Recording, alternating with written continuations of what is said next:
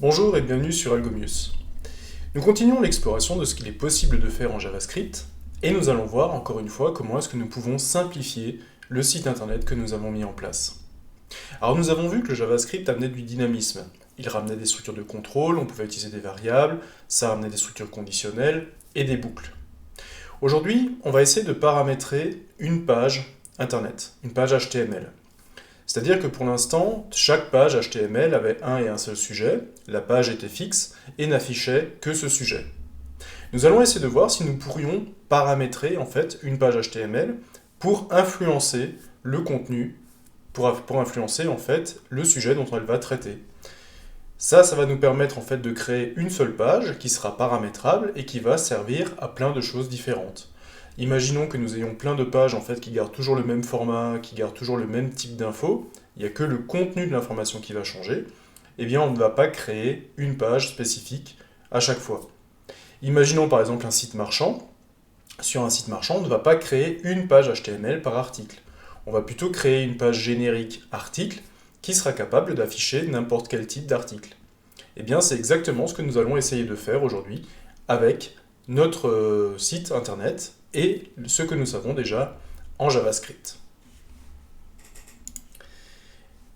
Alors pour expliquer un petit peu le problème, j'ai sur mon site internet, donc en bas, j'ai des vignettes qui parlent de chaque thème abordé dans mon site. Programmation, algorithmie, mathématiques, par exemple.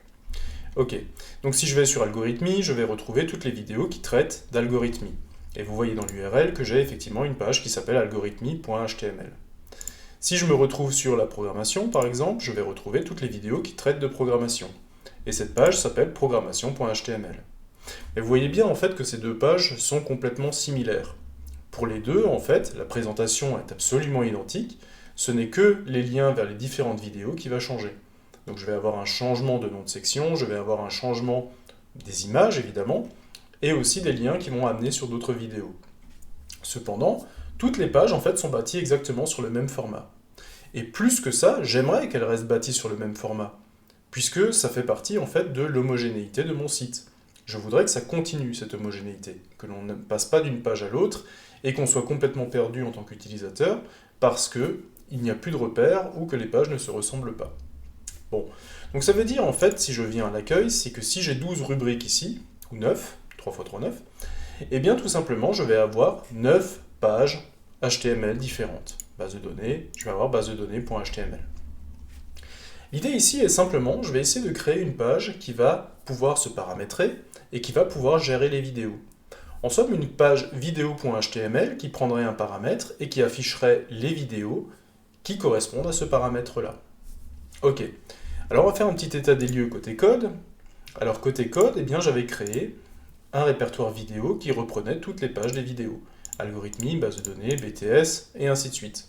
Donc chaque page avait sa propre définition, sa propre structure, et on retrouvait toutes les informations, toutes les vidéos qui correspondaient à la page.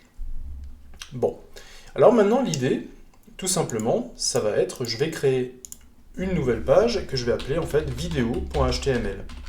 Et le but, c'est que cette page vidéo.html soit capable de remplacer toutes les autres pages. Alors, pour cette première partie, je vais simplement reprendre ma page d'algorithmie par l'exemple, mais j'aurais pu en prendre une autre, et je vais mettre ça dans la page vidéo. Et je vais essayer de comprendre un petit peu quelles sont les structures qui vont changer par rapport à cette vidéo. Bon, alors ça veut dire que là déjà la description était propre à la page. Donc sur la page d'algorithmie, j'avais une vidéo d'algorithmie. Sur les autres, eh bien j'avais base de données, BTS, peu importe, suivant la catégorie.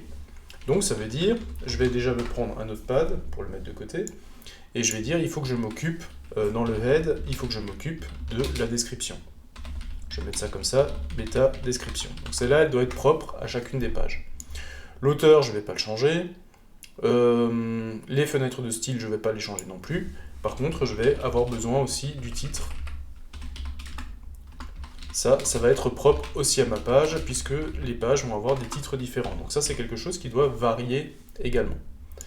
Ensuite, qu'est-ce que j'ai? J'ai mon Google Tag qui me permet, avec la Search Console, d'avoir mes stats. Donc ça, je ne vais pas le changer. L'entête est la même dans tous dans toutes les pages. Donc ça, je l'ai déjà modifié, je ne vais plus le modifier. Et j'ai pas non plus de pied de page, puisque celui est généré maintenant aussi en JavaScript, donc il est aussi le même pour toutes les fonctionnalités. Donc je vais devoir m'occuper aussi du main.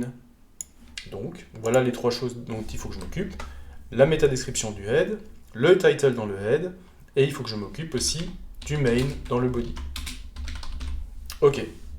Alors qu'est-ce que je vais comme main dans mon body? Eh bien tout simplement, je ne veux plus avoir les vidéos codées en dur dans ma page, je veux simplement pouvoir les récupérer. Je vais de nouveau utiliser une structure JSON pour faire ça. Et donc je veux simplement récupérer mes vidéos dans un format JSON. Et je veux les reconstituer par rapport à ce fichier JSON et grâce au JavaScript que je vais utiliser. Donc ça veut dire que ce main, en fait, je vais le vider. Je vais simplement vider le main, ici. Voilà. Et je vais lui dire, je vais lui donner un identifiant pour que je puisse y accéder en JavaScript. Je vais l'appeler par exemple ID, je vais l'appeler par exemple principal. Voilà. Et donc l'idée simplement, ça va être de pouvoir remplir le main avec les vidéos qui correspondent à la catégorie et de tout gérer en JavaScript. Et donc vous voyez que normalement, je vais remplacer tous mes fichiers vidéo par un fichier vidéo qui est très simple, qui est celui-ci. Il me reste donc juste à écrire la fonction qui va gérer le principal. Ok, donc on va essayer de voir comment on peut récupérer toutes ces informations, comment on peut récupérer la description, comment on peut récupérer le titre, et comment est-ce qu'on peut récupérer body main. Et l'important aussi, c'est de savoir que maintenant, tout le monde va appeler vidéo.html, et vidéo.html, et bien tout simplement, ça va toujours être la même page qui va s'adapter, qui va donc prendre un paramètre et adapter son affichage. Ok, alors on va donc avoir besoin d'une fonction qui va s'occuper de créer les vidéos, de créer les différentes sections de vidéos. Alors pour ça, je vais m'appuyer sur une structure JSON que j'ai déjà mise en place. Cette structure JSON, je l'ai appelée catégorie.js, et en fait, elle contient la liste des catégories, c'est-à-dire elle contient ici les 9 catégories que j'ai ici, algorithmie, programmation, mathématiques. Je l'ai utilisé dans la page index, et vous voyez que dans la catégorie, j'ai le lien vers la catégorie, donc j'ai vidéo.algorithmie.html, donc c'est ma page HTML qui contient toutes les vidéos d'algorithmie, j'ai le nom de la catégorie, et j'ai l'image qui correspond à la catégorie, l'image étant l'image qui est affichée sur chacune des vignettes. Donc une image est définie par sa source, où est-ce qu'elle se trouve dans mon projet, l'attribut alternatif, qui permet de se servir d'un texte pour le référencement et pour l'accessibilité, et enfin le titre de l'image qui va s'afficher quand vous laissez quelques secondes le curseur sur l'image. Donc j'ai toutes les informations de toutes les catégories. Ok, très bien. Donc ça, je vais m'appuyer là-dessus. Alors qu'est-ce que je vais vouloir faire? Eh bien, je vais déjà essayer de faire en sorte que lorsque je clique sur une catégorie, je n'arrive plus vers algorithmie.html par exemple, mais je vais arriver toujours sur la page vidéo.html. Ok, on va essayer déjà de commencer à faire ça. Alors je vais reprendre mon index, et je vais voir où se passe la mise en place des catégories. Donc la mise en place des catégories, j'ai normalement un objet JavaScript, common, j'ai quelque chose qui s'appelle, alors pardon, c'est l'accueil, j'ai quelque chose qui s'appelle générer vignette. Ok, générer vignette, tout simplement, ça va me générer la partie vignette de mon site, c'est-à-dire dans l'accueil, ça va être les 9 vignettes qui sont ici. Ça va simplement récupérer les infos dans la partie catégorie.js que je vous ai montré tout à l'heure, et ça va essayer de les afficher. Ok. Donc on va voir, dans catégorie.js, je donne le nom qui s'appelle lien catégorie. Donc je vais essayer de le chercher dans l'accueil, ce lien catégorie. Voilà, lien caté, il est là, c'est-à-dire que j'ai donc à un moment donné un A quand je clique sur la vignette, qui va m'amener en fait vers la catégorie listée. Et donc en fait ici je ne veux plus aller vers le lien catégorie, je veux aller vers la page qui s'appelle en fait, tout simplement c'est ma page de vidéo. Donc c'est-à-dire que je veux simplement aller vers la page vidéo cette fois-ci. Donc, je vais aller là, et je vais dire tu vas vers, donc elle se trouve, je pars de la racine, je vais dans le répertoire vidéo, et dans le répertoire vidéo, j'ai donc une page qui s'appelle vidéo.html. Ok, ça marche. Je vais donc sauvegarder, vérifier si tout fonctionne bien. Hop. Donc maintenant, vous voyez que j'arrive bien sur vidéo.html. Alors vidéo.html est pour l'instant vide. J'ai encore rien fait dans cette page-là. Donc c'est normal que pour l'instant, ça n'affiche rien du tout. Est-ce qu'elle aurait pas dû m'afficher quand même l'entête? Est-ce que je l'ai bien appelé vidéo.html? Ouais, vidéo.html, j'ai peut-être pas sauvegardé. Pardon, j'ai pas sauvegardé. Ça venait de là. Et donc vidéo.html, pour l'instant, je n'ai que l'entête et le pied de page. Je n'ai pas encore spécifié ce qu'il y a dans le main. L'entête et le pied de page étant générés automatiquement pour toutes les pages. Ça, c'est déjà en place. Bon, ok. Alors maintenant, j'ai vidéo.html. Par contre, je ne sais toujours pas quel type de vidéo je veux pouvoir regarder. Ça, je ne le sais pas. Donc il va falloir que je spécifie un paramètre. Je donne donc un paramètre à cette page pour que je puisse savoir quelles sont les vidéos que je veux regarder. Est-ce que ce sont les vidéos d'algorithmie? Est-ce que ce sont les vidéos pour les BTS SEO? Pour l'instant, je ne sais pas. Donc ce que je vais créer, tout simplement, je vais reprendre ma catégorie. Et je vais dire que pour chacune des catégories, je vais créer en fait un identifiant. Un identifiant, c'est quelque chose qui va permettre d'identifier ma catégorie. Donc je vais simplement créer dans ma structure un ID KT, par exemple. Alors là, je suis dans quoi? Je suis dans algorithmie, donc je vais simplement dire, voilà, j'ai un identifiant algorithmie. Voilà. Je mets un espace, je mets une virgule. Voilà, donc je vais créer l'identifiant dans algorithmie, je vais créer programmation, et ainsi de suite. Et je vais créer tous les identifiants. Je ne vais pas les créer devant vous, je vais simplement en faire quelques-uns. Mathématiques, par exemple, voilà. Et donc maintenant, chaque catégorie a un identifiant. Ok, identifiant unique.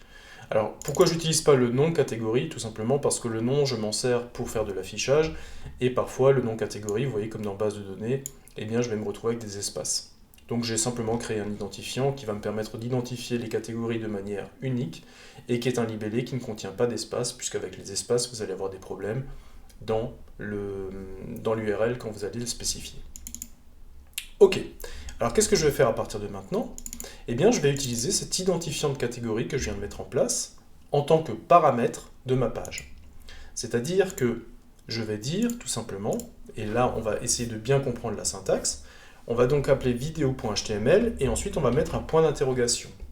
Un point d'interrogation, ça veut dire qu'à partir de maintenant, je vais travailler avec des paramètres. Tout ce qui suit le point d'interrogation, ça va tout simplement être des paramètres.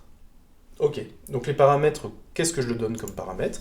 Eh bien, je donne un paramètre que je vais appeler catégorie. Donc ça, c'est le nom que je peux lui donner n'importe quel nom, c'est comme un nom de variable. Je vais lui dire que je vais lui transmettre la catégorie. Et la catégorie, en fait, je la récupère où? Eh bien, je la récupère dans mon format, dans ma structure JSON, et elle s'appelle id4. Alors, dans l'accueil, j'ai déjà mon objet JSON, c'est déjà celui-là que je suis en train de parcourir. Donc je vais simplement récupérer plus catégorie.id4. Voilà, donc je vais en fait simplement ajouter l'identifiant de ma structure JSON, je vais l'ajouter. Il ne faut pas que j'oublie de sauvegarder, sinon j'aurai le même problème qu'avant. Je vais simplement l'ajouter, je vais dire en fait, tu m'appelles ma page vidéo, avec un paramètre que j'appelle catégorie, et ce paramètre, il va avoir la valeur id catégorie qui est spécifiée dans le JSON. On va voir si tout fonctionne. Alors j'ai fait les modifications uniquement pour 3 catégories qui sont algorithmie, programmation, j'ai mal tapé, programmation et mathématiques. Donc on va regarder un des 3 si ça fonctionne. Donc algorithmie fonctionne. Pouf, alors pour l'instant j'ai rien de neuf, j'ai pas encore de vidéo qui s'affiche, mais regardez bien l'URL. Vous voyez que cette fois-ci j'ai appelé la page vidéo.html. J'ai mis catégorie, une variable catégorie, qui contient la valeur algorithmie. Donc maintenant, je sais que j'ai appelé la vidéo avec vidéo HTML avec un paramètre algorithmie. Il suffit que je récupère la valeur de ce paramètre et j'ai gagné. Je vais pouvoir afficher ma page d'algorithmie. Et donc à partir de ce moment-là, vous voyez que quand je vais cliquer maintenant sur par exemple mathématiques, hop, et bien vous voyez que catégorie, il y a mathématiques dans l'URL. Et donc sur la même page vidéo.html, je vais pouvoir différencier suivant que l'utilisateur veut les vidéos d'algorithmie ou les vidéos de mathématiques. Mais derrière, j'aurai qu'une seule page vidéo qui va s'occuper de tout gérer toute seule. Et donc, encore une fois, si je remplace 9 pages par une, eh bien pour moi, en termes de maintenance, ça va être beaucoup plus simple de faire des modifications dessus. Ok, donc maintenant, deuxième chose que l'on va faire, c'est qu'il va falloir récupérer cette valeur dans le... Il va falloir récupérer cette valeur de paramètre pour la page. Alors, comment ça va se passer? Eh bien, je vais créer de nouveau un nouveau JS. Je vais le sortir tout simplement et je vais mettre là-dedans toutes les fonctions qui concernent les vidéos. Ok. Alors, qu'est-ce que je vais devoir faire ici? Eh bien, je vais déjà devoir récupérer la valeur du paramètre. Et comment je fais ça? Eh bien, en fait, je vais simplement utiliser ce qu'on appelle l'URL search_param, qui est une fonction qui vous est proposée par JavaScript et que l'on peut utiliser assez simplement. Alors comment elle s'utilise? Eh bien je vais déjà déclarer une constante pour l'URL. L'URL en fait c'est simplement un objet URL qui va prendre en paramètre le document, donc le DOM, ce qui va nous permettre de faire le lien entre l'HTML et le JavaScript, location, voilà. Et à partir du moment où j'ai cette URL, en fait, je vais pouvoir en récupérer les paramètres. Et là aussi, il y a une fonction qui existe directement. Je vais dire, par exemple, je vais récupérer les paramètres. Et les paramètres, c'est quoi? Eh bien, c'est simplement, je vais repartir de l'URL que j'ai déclaré au-dessus et je vais faire un search params. Ok. Donc, je fais un search params sur l'URL et donc, dans params, je vais simplement récupérer les paramètres. Allez, ensuite, comment est-ce que ça fonctionne? Eh bien, tout simplement, je vais vérifier si les paramètres contiennent bien un paramètre catégorie. Voilà. Et si jamais j'ai bien un paramètre catégorie, pour l'instant, je vais simplement faire un console log. Je vais l'afficher pour voir si tout se passe bien. Alors mon console log, je vais dire catégorie dans les params. Voilà, et je vais simplement faire un plus. Et donc je vais récupérer params.get cette fois-ci. Et je vais faire un get de l'attribut catégorie. Alors qu'est-ce que je fais? Tout simplement ici je vérifie, donc j'ai récupéré les paramètres qui se trouvent dans l'URL, ici. Ensuite, je vais vérifier est-ce que j'ai bien un paramètre catégorie dans la liste des paramètres que j'ai récupérés.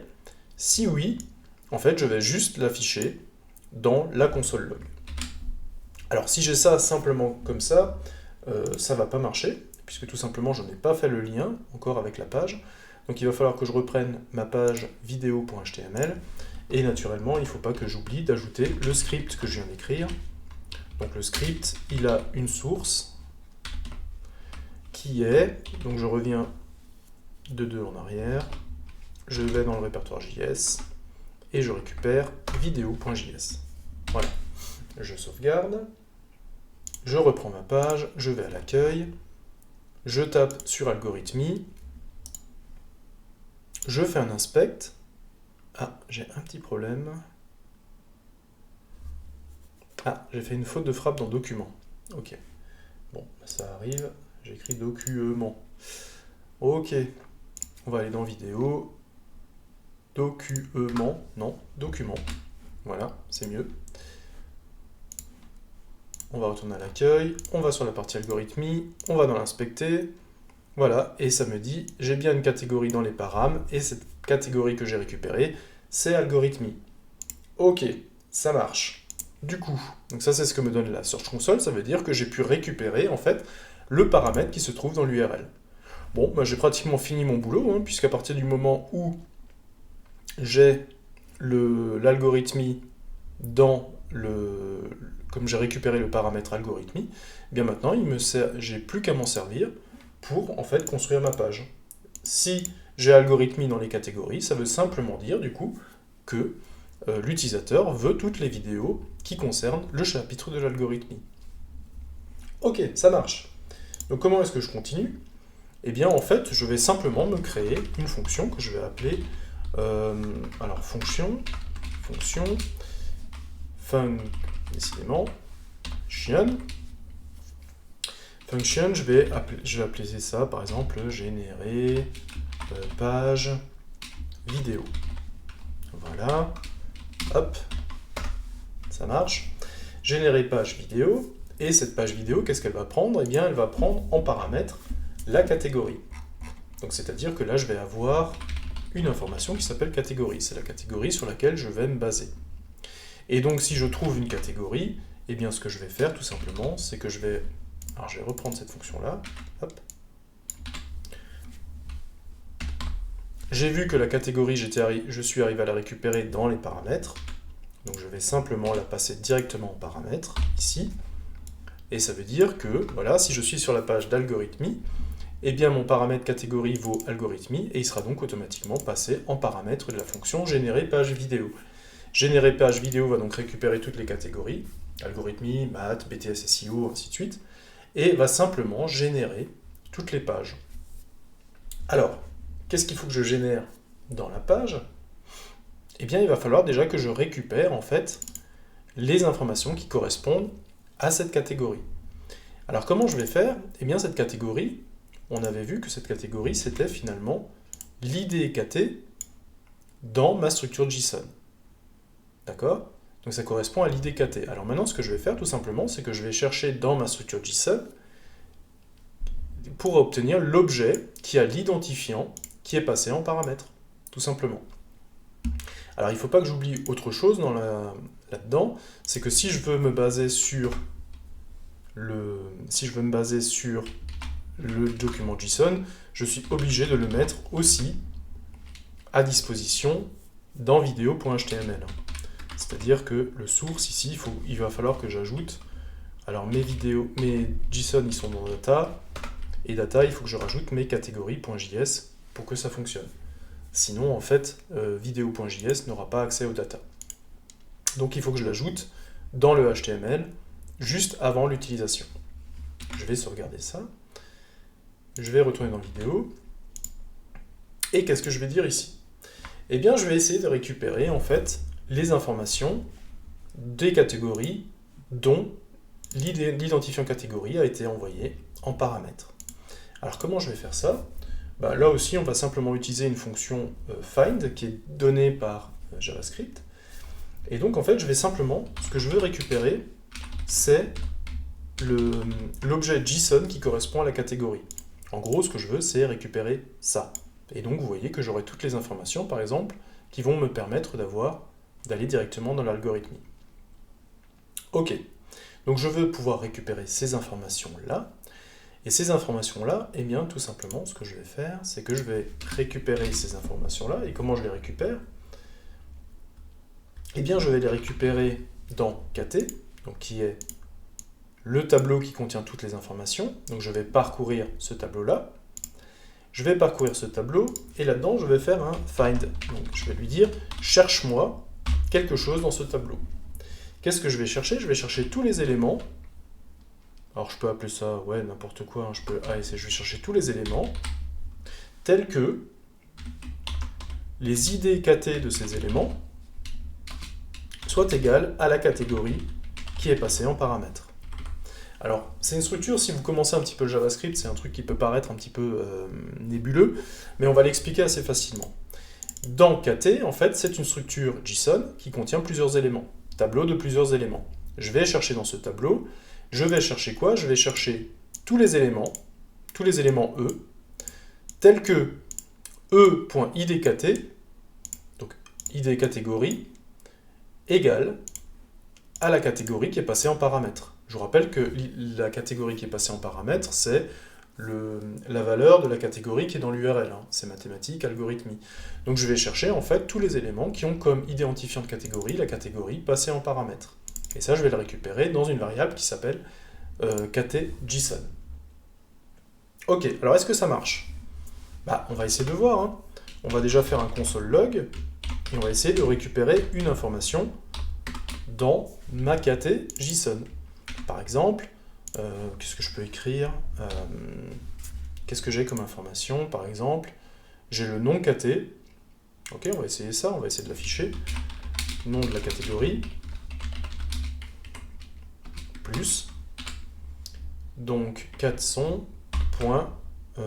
nom kt. C'est bien nom kt que ça s'appelle. Oui, c'est bien cette catégorie-là que je veux afficher. Donc on va regarder si je peux récupérer le nom de la catégorie. Ok. Alors, hop, ça on va fermer. On va aller sur algorithmie. On va faire un inspect. Voilà, et vous voyez que le nom de la catégorie, c'est bien algorithmie, donc j'ai bien récupéré mes données. Alors catégorie, on pourrait se dire, oui, mais la catégorie, je l'avais déjà. Ok, peut-être récupérer une autre info.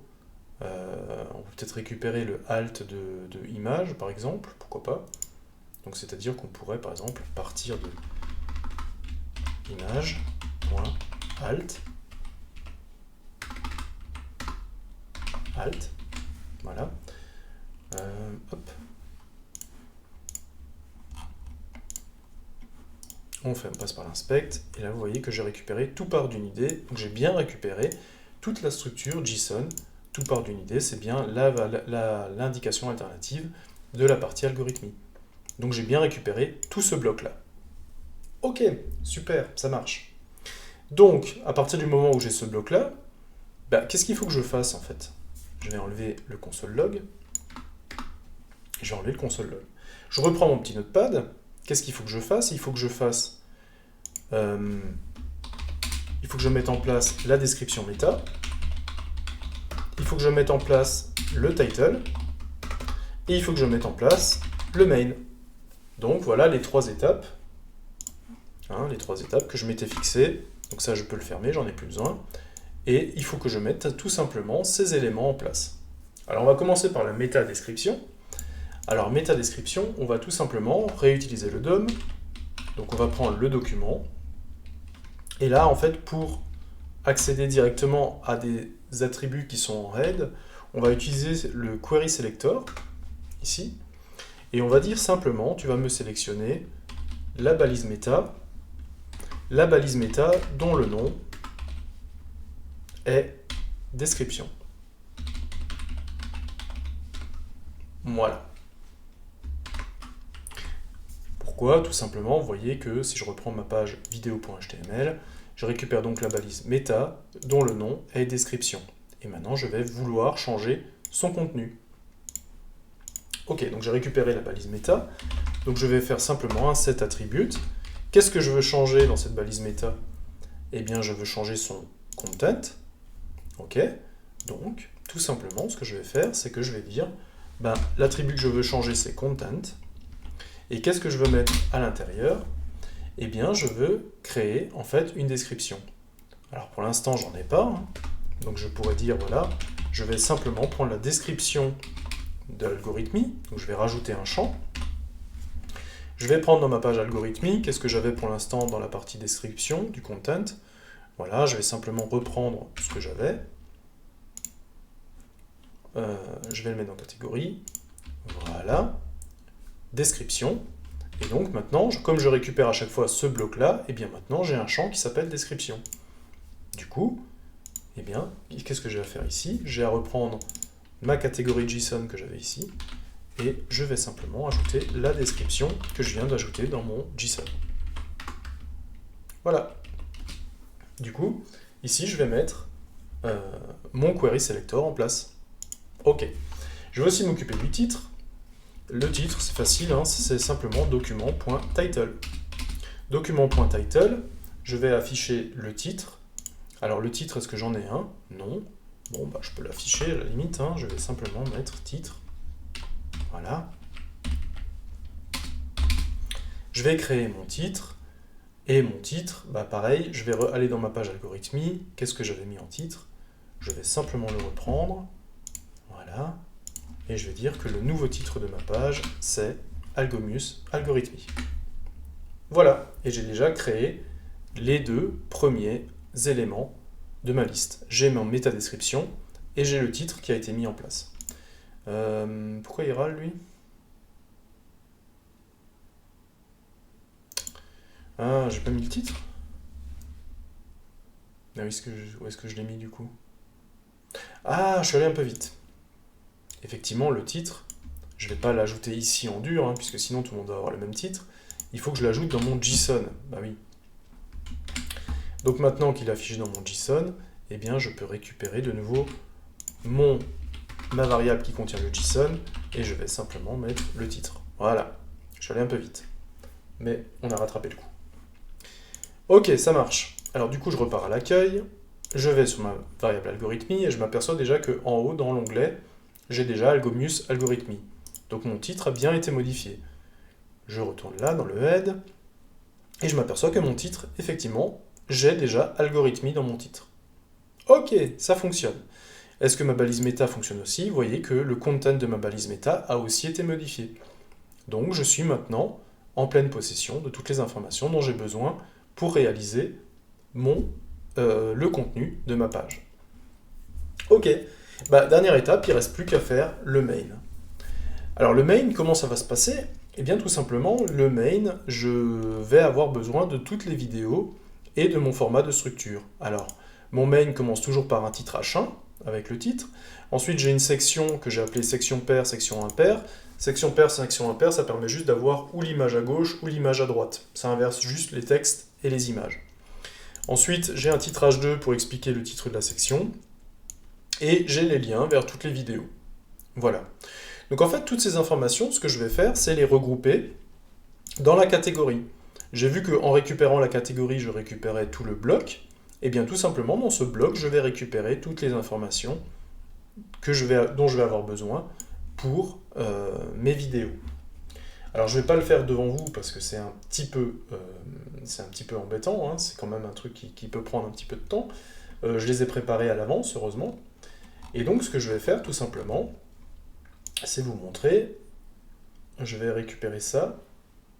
Hop. C'est donc, là, je m'étais arrêté en ayant une catégorie qui avait un identifiant de catégorie, un lien catégorie, un nom, une description, un titre. Et bien il me manque en fait toutes les informations des vidéos. Donc les différentes sections, comment ça va se passer? Les sections, ça va de nouveau être un tableau qui va contenir plusieurs éléments, et chaque élément de la section va être une section. C'est-à-dire que là où j'avais une page d'algorithmie, par exemple, eh bien j'avais plusieurs sections. J'en avais une qui était l'intro à l'algorithmie, la deuxième parlait des algorithmes de tri, et ainsi de suite. Et donc je vais simplement avoir mes sections les unes sous les autres. Dans mes sections, j'ai mis simplement toutes les informations dont je vais avoir besoin pour pouvoir afficher ma page. Chaque section a un nom, donc ça va être le titre H2. Chaque section a une image, donc j'ai de nouveau un objet image avec sa source, son alt et son titre. Et chaque section, en fait, concerne des vidéos. Donc chaque vidéo a un titre, c'est ce qui est en fait dans le lien, et a en fait un lien vers YouTube qui va permettre de directement permettre d'aller sur la vidéo en question. Donc voilà un peu à quoi correspond une section, et ces sections, eh bien, elles vont se répéter autant de fois que j'ai des sections. Là, j'ai plusieurs sections, et donc tout simplement, à chaque fois que j'ai une section, j'ai un nouveau bloc qui va contenir d'autres vidéos. Ok. Donc maintenant, ça veut dire que si je ne modifie rien dans ma partie vidéo, eh bien, en récupérant le bloc, eh bien cette fois-ci, je vais récupérer le bloc algorithmie, va simplement partir d'ici, et va aller jusqu'en haut, et va contenir maintenant toutes les vidéos. Donc je n'ai plus qu'à mettre en place, en fait, les informations dont je vais avoir besoin pour le main, et le tour sera joué. Alors qu'est-ce que l'on va faire déjà sur le main? Eh bien on va déjà récupérer le main, c'est-à-dire qu'on va faire un late principal, on va appeler le dom.getElementById. Voilà, on va appeler le principal. Donc principal, c'est simplement l'ID que j'ai donné au main, hein. dans la page vidéo.html, je vous rappelle, hein, main a une ID principale, et donc quand je fais un getElementById principal, je vais récupérer ce que j'ai dans le main. La première chose que je vais faire, tout simplement, c'est quelque chose qu'on avait déjà fait, on va juste vider le principal. Donc on va dire si principal a un premier enfant, ce que l'on va faire, c'est que l'on va supprimer ce premier enfant. Et donc de proche en proche, ça va simplement remove child principal.firstChild. Voilà. Donc tant qu'il a des enfants, on les supprime, ce qui veut dire que quand on arrive à la fin de la boucle, eh bien main n'a plus d'enfants, donc main est vide, et on peut commencer à construire dessus. Donc, comment est construit le main? Je vous l'ai dit, d'abord, il y a un titre H1 qui va permettre de reprendre le nom de la page que l'on veut afficher. Donc, ici, tout simplement, ce que je vais faire, c'est que je vais ajouter le titre H1. Alors là, on commence à connaître, hein. Je vais appeler ça, par exemple, principal titre. Hop. Principal titre. Je vais donc créer dans le DOM un create element. Voilà. Cet élément, c'est un titre H1. Voilà. Hop. Ensuite, qu'est-ce que je vais faire? Ce titre, qu'est-ce qu'il va contenir? Eh bien, le titre, je vais récupérer principal. Je vais faire des copier-coller, ça va aller plus vite. Au moins, je ne vais pas avoir de faute de frappe. Pour un text content, c'est-à-dire que je vais modifier le contenu de mon titre. Le contenu de mon titre, je vais le chercher dans ma catégorie. Maintenant, ma catégorie a un titre, donc je vais chercher. Puisque j'ai récupéré le bloc de ma catégorie, je vais simplement prendre l'information titre. Donc c'est-à-dire que je vais prendre ça, le bloc, non. Je vais prendre le bloc et je vais simplement prendre son titre. Voilà. Ensuite, une fois que j'ai ce titre, qu'est-ce qu'il ne faut pas que j'oublie? Eh bien, il ne faut pas que j'oublie de l'affecter au main, l'ajouter en tant que fils du main. Donc je reprends principal qui est... Ah, j'ai une faute de frappe ici. Qui est le menu principal, je lui ajoute le fils que je viens de créer, c'est-à-dire le titre. Voilà. Et donc maintenant, rien qu'en faisant cette petite modification, normalement, je devrais déjà avoir le titre H1 qui s'affiche sur la page. On va essayer avec l'algorithmie, voilà. Algomius, algorithmie, voilà, le titre H1 est déjà en place. Ok, ça marche. Bon, bah ensuite, on n'a plus qu'à continuer avec les différentes informations. Alors là aussi, hein, c'est vraiment plus de l'organisation qu'autre chose. On va simplement essayer de retrouver la structure de la page algorithmie. Donc je vais ajouter des sections. À chaque fois qu'il y a des sections, les sections, on va bien voir que là, à chaque fois, j'ai les informations d'une section. Donc on va parcourir simplement l'objet section. Alors je propose de ne pas le faire directement devant vous parce que c'est assez rébarbatif. Ce que je vous propose de voir, c'est à quoi ça va ressembler une fois que c'est fini. Et on va en discuter un petit peu pour comprendre comment est-ce que tout ça, ça marche. Donc on va simplement ajouter les sections. Et pour ajouter les sections, qu'est-ce que l'on va faire? On va simplement parcourir les sections, donc l'objet section qui se trouve dans mon document JSON. Ça veut dire que je vais prendre, donc j'avais récupéré le bloc catégorie, et dans le bloc catégorie, il y a une information spécifique qui s'appelle section. Section est elle-même un tableau qui contient des éléments, et donc en fait on va parcourir ces éléments un par un. Et donc dans le premier tour de boucle, on va s'occuper de la première section, qui a un nom, une image et une liste de vidéos. Deuxième tour de boucle, on va s'occuper de la deuxième section, qui a elle-même de nouveau un nom, une image et une liste de vidéos. Bon, donc ça veut dire que je suis dans la première section. Ça, je vais laisser de côté pour l'instant, on va expliquer ensuite pourquoi. Je vais donc créer une nouvelle section avec un create element, aucun souci. Je vais récupérer les informations de l'image de la section, donc je vais les récupérer où? Eh bien, je vais les récupérer simplement ici, dans l'image section. Chaque section a des informations sur son image, avec des sources, avec un attribut alternatif et avec un titre. Donc c'est ce que je récupère ici. Je récupère tout dans section image et j'ajoute l'image à la section. Ensuite, je vais récupérer la partie texte de la section, c'est-à-dire le titre H2 de la section ainsi que tous les liens vers les vidéos. Donc je vais simplement créer la section texte. Section texte, en fait, que l'on retrouve ici, ce que j'ai fait avec... J'avais donc une image que j'ai créée, et maintenant je crée une div pour la section texte. Cette div contient elle-même un titre H2 et une unordered list qui contient les vidéos. Eh bien, je retrouve exactement ce découpage. Je crée ma div, ici, je lui ajoute section texte comme classe. Ensuite, je crée un titre H2 qui est qui est le titre de la section texte. Ce texte, je le récupère son nom dans le nom de section. Là aussi, c'est quelque chose que j'ai mis dans mon JSON. Et une fois que j'ai récupéré le titre, eh bien, je vais créer ma unordered list. Donc, je fais de nouveau un create element sur ma unordered list.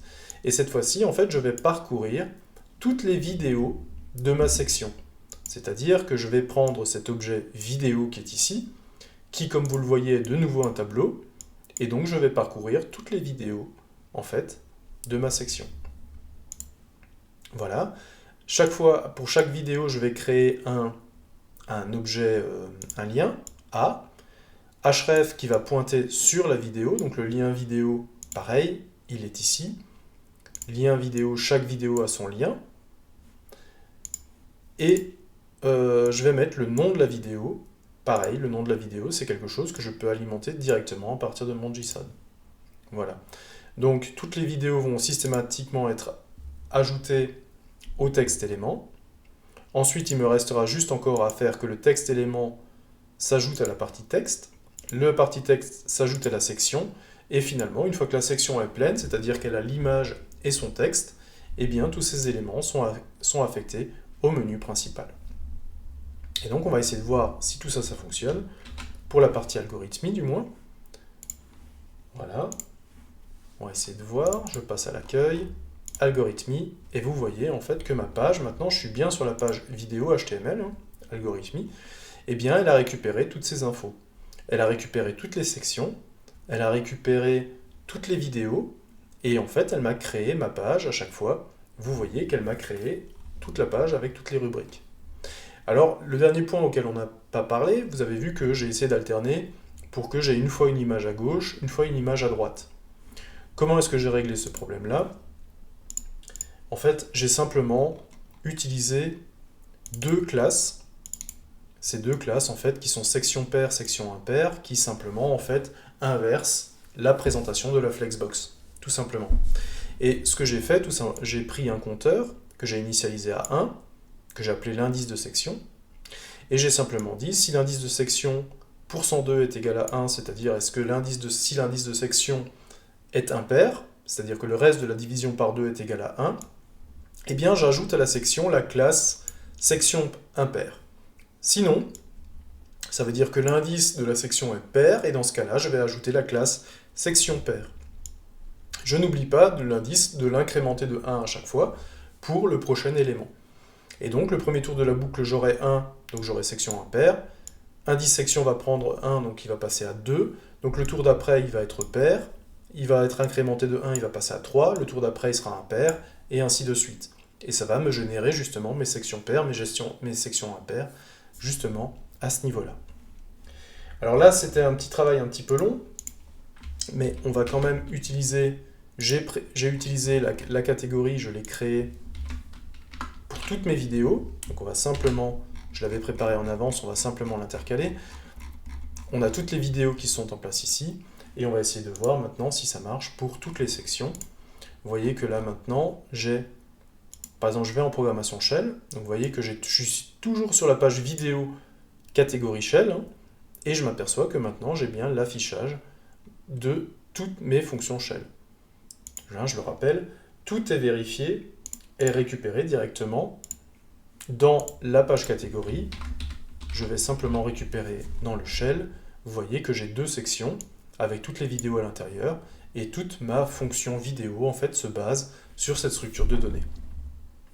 Ok, donc ça a pris un petit peu de temps, mais au moins ça nous a permis maintenant d'extraire les données des informations que l'on avait dans la structure. Et vous voyez que maintenant ma page vidéo, finalement elle est très courte, puisque toutes les données sont alimentées.